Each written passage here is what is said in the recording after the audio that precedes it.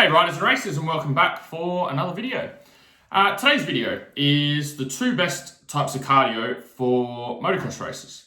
So there's a whole heap of different types of cardio that you can do, right? You can get on a treadmill, you can go for a run, you can go for a swim, you can do circuit training at F45, you can go and do CrossFit, you can get on the rowing machine, you can get on the assault bike, you can do a pump class. There's a whole heap of different ways that you can move your body to improve your cardio and your conditioning. So I want to go through the two best workouts and the two different types of cardio. But before we get into that, this really stems from me when I was riding and racing. So my whole outlet was a couple of beliefs that I had when I was riding and racing. One of those beliefs that I had that I noticed a lot of other riders had as well is your training or your fitness work should aim to be longer than your riding and racing distance. So the theory was, or my mindset was at the time was, okay, I'm doing these 15-minute motos. If I can do double or triple or 4 times the length of that moto in the gym or with training or on an exercise bike or on a rowing machine, then when I go back to doing the 15-minute motos, the 15-minute moto should feel really easy because I've been training 2, 3, 4 times as long. So what I would do to break down some of my years of training, because I did do 14 seasons of racing, there's a lot of training that I did and a lot of training that I tried. One of those periods of time was for 5 years I did swimming. And I did club level swimming. So this wasn't just your typical like swimming lessons down the road. This was club swimming or squad swimming that I was doing with swimmers that were competing in swimming competitions. So the training that we were doing and the swimming we were doing was pretty full on. We would train we'd do 3 or 4 nights a week. We'd do about an hour of swimming. And have a coach there that would be coaching us, and he would write everything up on the whiteboard, and then we just start going through together, okay, as a group or as a squad. That's why they called it squad swimming or club swimming. And so we just start going through. It'd be like, hey, all right, we're going to do 5 400-meter lots of this, and you're going to rest for this long in between, or we're going to do 25-meter sprints, or we're going to do 100-meter sprints, or we're going to do a medley, or we're going to do butterfly or freestyle or backstroke or whatever it was. And we'd have all this mapped out for the full hour. So the full hour, just up and down, following the line down the swimming pool. And then there was a period of time that one of the coaches we had towards when I finished up swimming, maybe a year or two. He was a coach of one of the medalists for the Olympics just gone, or it might have been for the Commonwealth Games, because I actually saw him on TV. I was like, shit, I know you. He got us doing some extra work outside of the pool before we'd go and train. So we'd spend half an hour before we'd go and do our hour of swimming, and he would take us through like a bit of circuit training. Like we'd go for a run down the road where the swimming pool was, and we'd come back and do some push-ups and sit-ups and bodyweight stuff there at the pool. So you're looking at like an hour and a half session. And we were doing the multiple, I don't think we did the bodyweight training every session, but we're doing 3 or 4 nights a week at least of swimming with the extra, cardio work or bodyweight work on top of that.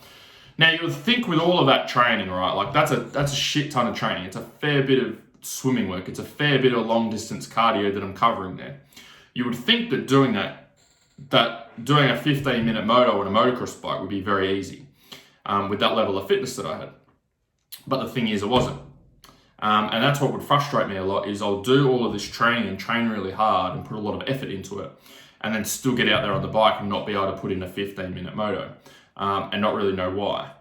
And so to me, at the time, I was just looking back and going, I need to train harder, I need to push harder, I need to get better times, I've got to keep at it. But when I look back now, I'm like, fuck, I did it for 5 years. Like, I think if something's not working after 5 years, there's definitely something wrong. Even if something's not working after a few months, there's something wrong. So this comes into what I want to talk to you guys about today is the two different types of cardio, and I'll give you some example workouts. So there's 2 different types of cardio that we have. We've got anaerobic training and aerobic training. So I'll try not to bore you too much with all the sciencey or the nerdy stuff. We can just get to the meat and potatoes of what we actually need to do. So anaerobic training is using an energy system that doesn't use oxygen. Okay, so it's fueling your body using energy that it already has circulating around.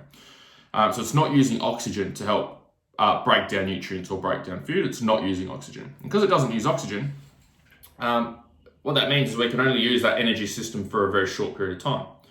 What it does mean though, is you can operate at a very, very high intensity in that energy system.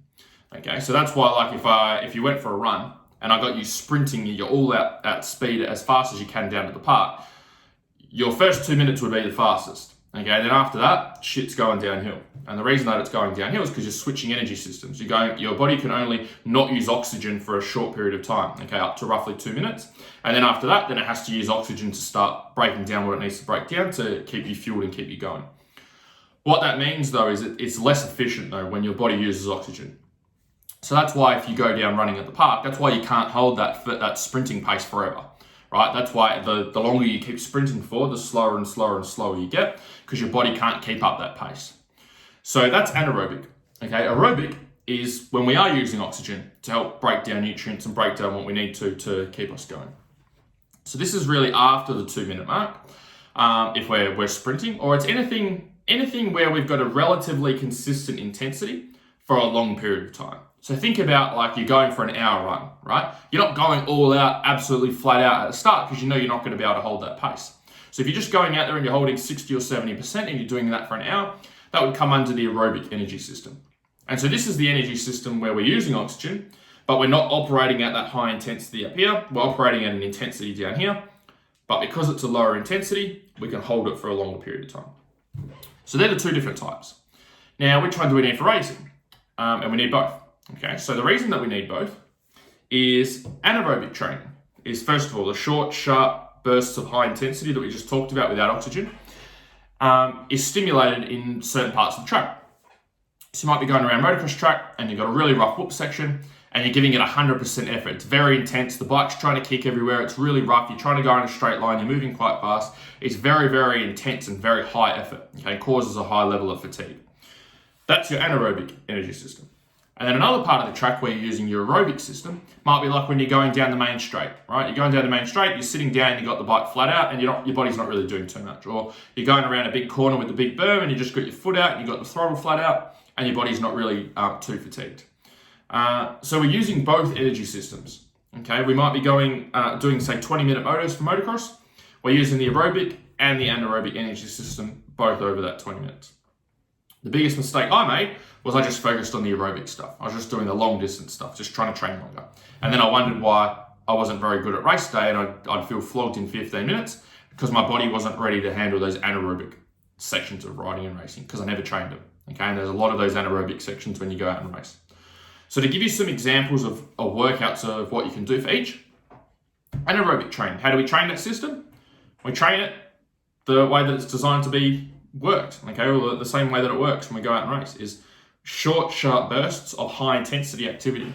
So if you're in the gym and you're on a rowing machine, what you would do is you could do, for example, 500 meters flat out, which might take you 2 minutes, depending on your rowing speed. Do 500 minutes flat out, rest for 2 minutes. Okay, complete rest for 2 minutes, let your body recharge. Go again, flat out 500 meters, rest for 2 minutes. And you can repeat that for 2 rounds, 4 rounds, 8 rounds, depending on where your fitness is at. But the whole goal is we want to have roughly a work-rest ratio of 1-to-1. So if it takes you 2 minutes to do the 500 meters, rest for 2 minutes. Okay, that's a rough ratio that we want to use. And the reason we want to have those rest periods is you want to make sure you're recovered so you can go hard again and elevate your intensity at the next round. If you don't rest and you just keep rowing and rowing and rowing, again, the intensity drops. We drop into a different energy system. So we're training a different part of our fitness that we don't want to train for that particular workout. So that's where I let myself down with my riding and racing is I viewed resting as being weak and lazy. And I didn't want to be a weak and lazy person. So I didn't rest. Okay, I would just go. Little did I know I was actually, my training was worse off for having that mindset rather than being better off. So the rest periods are important because you've got to make sure that's what's going to allow you to recharge and go hard then again in that next interval. And that's what we want. It's the intensity we're training. We're not training duration.